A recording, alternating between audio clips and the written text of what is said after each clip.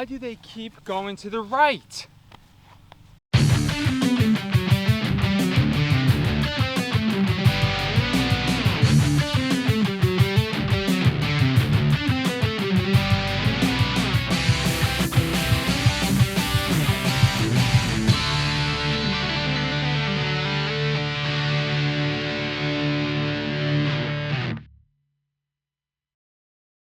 Hey guys, what is up? It's Antonio. Welcome back to another episode here on Gladiator Disc Golf.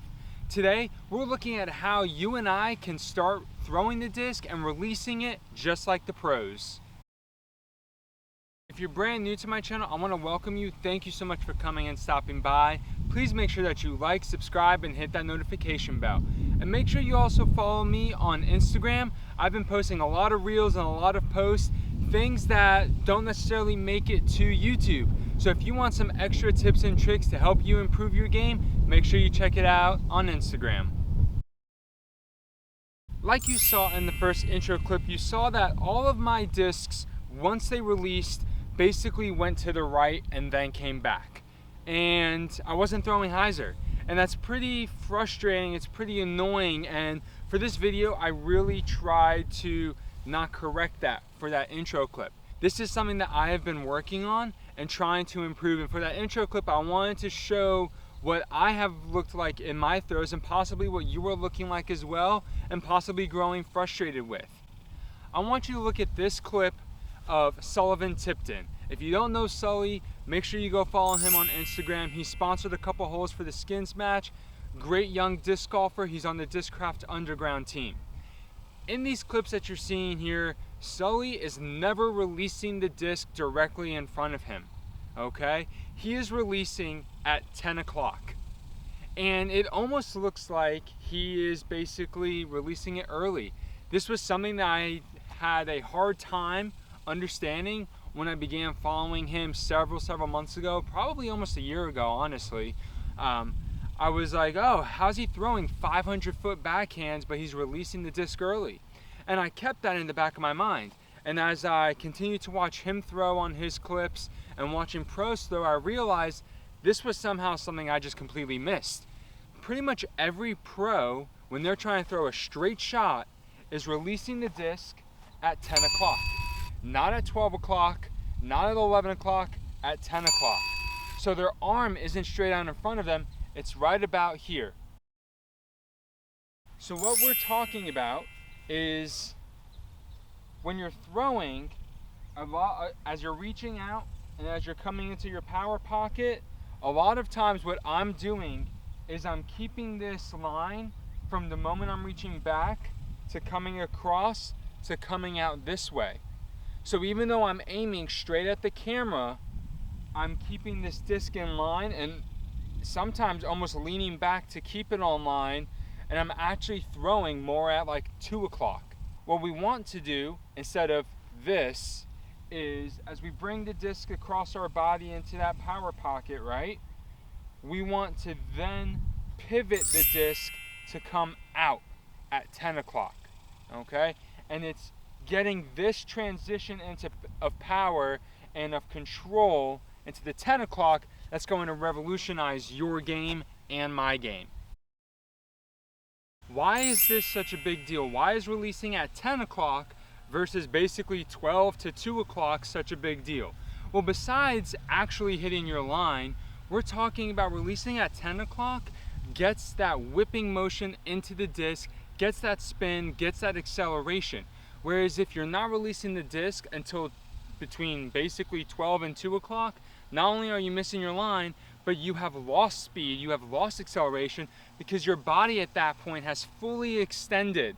So a lot of the energy that was going to go into the disc is now being wasted on your body finishing the throw. As you transition to working on this, you need to be patient, okay? This is something that I've been slowly working on for the last couple of weeks. I'm not an expert at it. I do not have it down pat.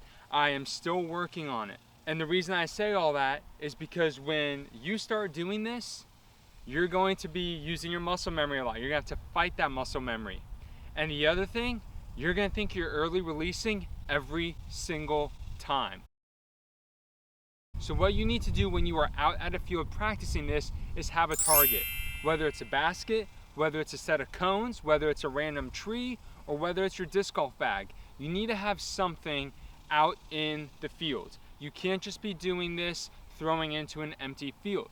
And what this target's going to help me do is be able to know if I'm hitting the line that I need to be hitting. I am solely focusing on not even getting the disc to land at the bag, but using my bag to actually give me that straight line that I'm trying to throw on. So approximately 180 to 200 feet behind me, I've placed my disc golf bag. I don't have it super far away because I'm not worried about distance right now. What I am worried about is making sure I'm releasing at 10 o'clock. The best way to do this when you're starting out is to throw putters. The putter will give you more control. You'll be able to know whether or not you're hitting your line, and you're not having to throw it nearly as hard as a 12-speed, destroyer. So since this is something new that I'm working on, I've actually been throwing it in the standstill position, okay? And so that is going to help me focus on my timing and worry less about my X step.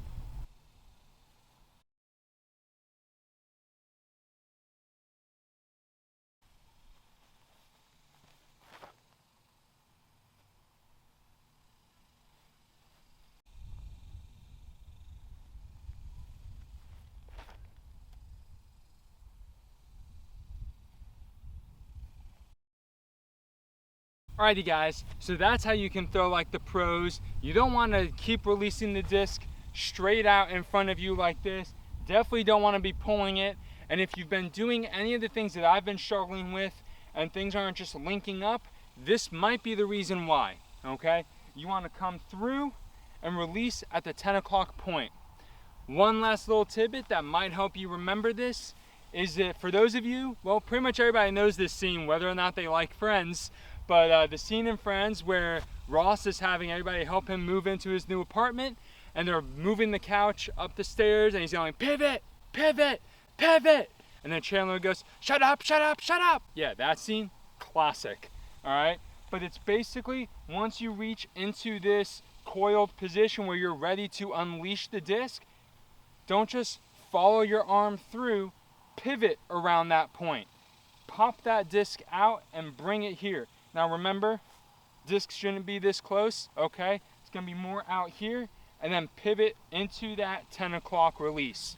Alrighty guys, I hope you found this video helpful. Let me know in the comments below if you already know that you have to do this, how long it took you to figure it out, what clicked for you, what are some things that you have been doing in your backhand to help yourself improve, and ways that we can improve as well. Alrighty guys, that's all I have for you today. Until next time, have a great round.